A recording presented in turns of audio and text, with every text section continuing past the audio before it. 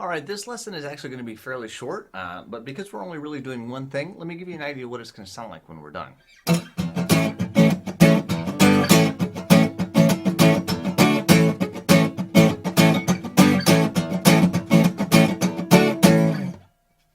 So this is commonly called the Bo Diddley beat, and I don't really know for sure if Bo Diddley was the first person to use it, but definitely it's credited to him. However, even though that's, Bo Diddley is generally regarded as a blues guy, this has been used by everyone from 80s new wave bands to 80s pop singers.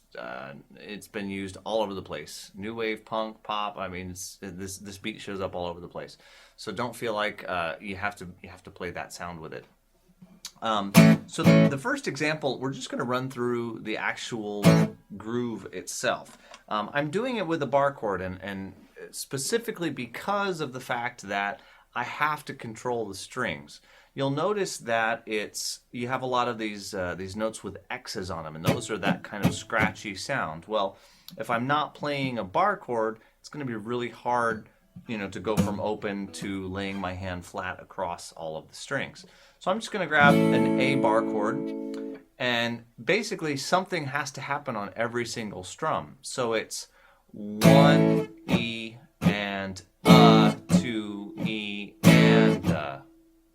and if you might want to break that down and just do that first.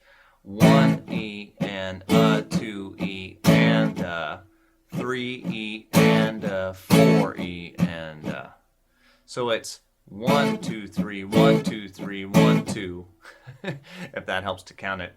I don't love that method, but it will work.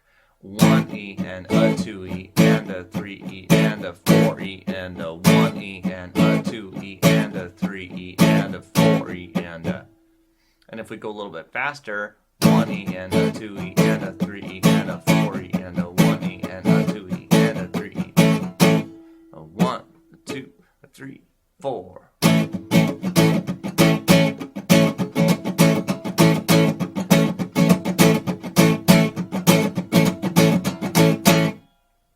All right, so that's the basic groove. Now what we want to do is change up the chord a little bit. So instead of just using A all the time, what's common is to, on that spot towards the end where there's 2 hits, change the chord for one of them. So for example, we're going to have A, 1 E and 2 E and 3 E, G, A. So it's 1 E and 2 E and 3 E and 4 E and 1 E and 2 E and 3 E, D and 4 E and so I'm just going to a D, regular old D bar chord. Now you could probably do it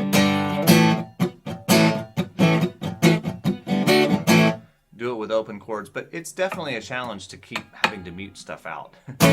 It's a lot easier this way, I think. So again, 1 E and 2 E and 3 E and 4 E and 1 E and 2 E and 3 E and 4 E and 1 and 2 E and 3 E and 4 E and 1 E and 2 E and 3 E and 4 E and if we get it up to speed, 1 2 3 4.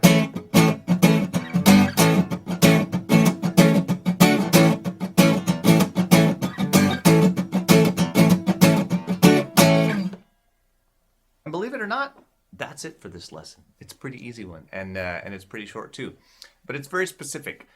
This, again, it's an idea that's used all over the place, so please don't take it lightly. Please do take some time and practice on it, and then come back. I'll see you in the next video.